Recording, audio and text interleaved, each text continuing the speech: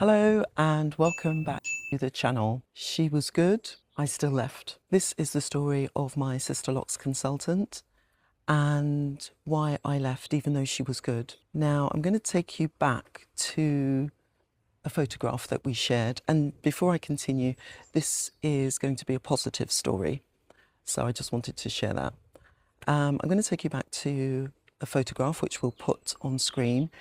But there is a story that comes before the photograph, which I haven't shared, and I'm going to share today about my consultant. Now, although I didn't enjoy the retightenings themselves, I did actually enjoy going to see my consultant, and I'm going to explain why. Now, the premises were great. You know, they were set up in the right way. She was also a very generous individual, which came out in all sorts of ways. For example, she'd reduce the time if she had to take lots of calls. And she was also generous of spirit in the way that she talked about other clients and also about other consultants. And she was fair. She was also somebody who liked to have conversations. We had lively discussions about all sorts of topics. And I always came away from those sessions with new learnings, and she did too. So we bounced off each other, we talked, we laughed, we discussed. And I was going to see her for quite a few years, from 2021 through until the end of 2025. So we had that rapport. I was going every 6 to 7 weeks, and I was in the chair between 3.5 to 4 hours every time. So during that time, we had a wonderful rapport going, and I really enjoyed the back and forth that we had and our lively conversations, as I've said. And there was that connection, and I will admit that I do miss her now that I'm not going anymore. But outside of that connection, the appointments were, as I've said previously, were painful, and the retightenings themselves were painful. I would experience pain immediately as soon as the retightenings were happening. I would experience pain that evening, and that night would be difficult for me to sleep. And I have to say that I thought it was normal because I put up with it for such a long time. I kept going, and at the end of each session I would book the next session with my consultant. So I kept going, and effectively I normalized that pain. And I guess I thought that the pain was normal because I'd always experienced it, and it just seemed to be part of the process. And as part of having Sisterlocks, I'd signed up for a system, signed up for a cadence for retightening Sisterlocks, and so thought that that's what I had to deal with. And I did for a number of years, for 4 years. So as I say, I'd normalised that, I'd normalised the system, and I kept going.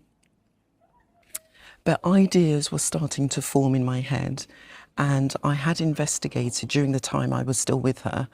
I did investigate alternatives. I also spoke to her about combining. She didn't seem too keen on combining. I never did get to the bottom of why that was. I partly suspect that that's because it would have ruined the look and feel of the Sisterlocks, but I never did get to the bottom of that. And what I did do, though, which I have shared, is that I did combine a few of the Sisterlocks at my hairline, because some of those Sisterlocks were quite thin, and so I decided spontaneously to just combine those ones by cutting one off and then combining them together. And as I say, I didn't share that with my loctician, with my Sisterlocks consultant, but I did do that. And that photograph really did set me on another journey. So while I was aware of all of the things that were going wrong, I stayed because of all of the pluses. She was good at what she did. She shared knowledge about the craft. She had real enthusiasm and integrity around the craft, and had invested in her own training. But I knew as soon as I saw that photograph that this was not going to serve me any longer. So while I was signed up to the system, I was signed up to the way of being, I was signed up to having my Sisterlocks look the way they looked because of the regular maintenance and that cadence, I then, once I saw that picture, knew that I couldn't continue to sign up for that process.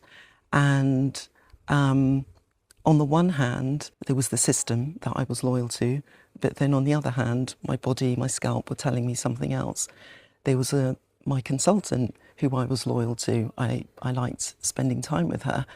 And it's an example of where there's a system and a process that doesn't necessarily serve us. And it may be that we keep doing that until eventually we get to the stage where a decision has to be made, which means moving outside of that system and doing something that is better for us. So that's where I got to with it. Once I realised that I needed to do something different, I thought I've got to let her know. And at my last retightening was when I made, after the retightening, when I got home and saw the photograph, that was when I made the decision. And I still delayed telling her for a few weeks. I sat with it and I was dreading telling her. And I don't know why that was. I just didn't want to tell her. So I kept putting it off. And eventually I sent her a text. I thought, I can't tell her I'm not coming back by text. But I did send her a text and I said, I'd love to have us to have a conversation. There's something I want to run by you. And then we spoke and I told her. But what I will say is her generosity of spirit came through then. There was no awkward moment. There was nothing awkward about it. She took it very well. And possibly she suspected that I wanted to leave even before I said the words. And as I say, she took it very well. She also mentioned something that she had told me previously, that along the length of each of the locks, she had not witnessed any thinning, because that is often a sign of hair thinning overall. And she mentioned that as well. It's possible that during my retightening she was aware of me squirming in my seat, which I often did because I did find it painful.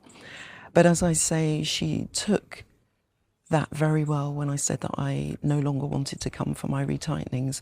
And she also offered a bit of advice too. She said that I would have to think of how I was going to maintain them, what I was going to do, because the integrity of the locks would be compromised because I wasn't continuing with the retightenings. So I appreciated that she said that to me at that point.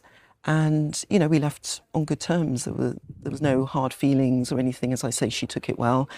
And, you know, that was our last conversation and we left it there. So although I'd been building this up in my mind, it was fine in the end. So all of that to say that you can value a system, you can even value an individual, as I did, in this case, my consultant. But then there comes a point where you have to choose yourself over that system, and that's exactly what I did. As I say, this is the unknown. I'm in an unknown territory now with all of this. But I did want to share that I had that positive experience of that consultant as an individual. And despite everything that was positive about it, everything worked well. The only thing that didn't work well was the actual act of retightening, and that no longer served me, and I had to do something about it. So this is my story, and I hope you found it useful, and that maybe you'll take something away from that, which you can use in your own story.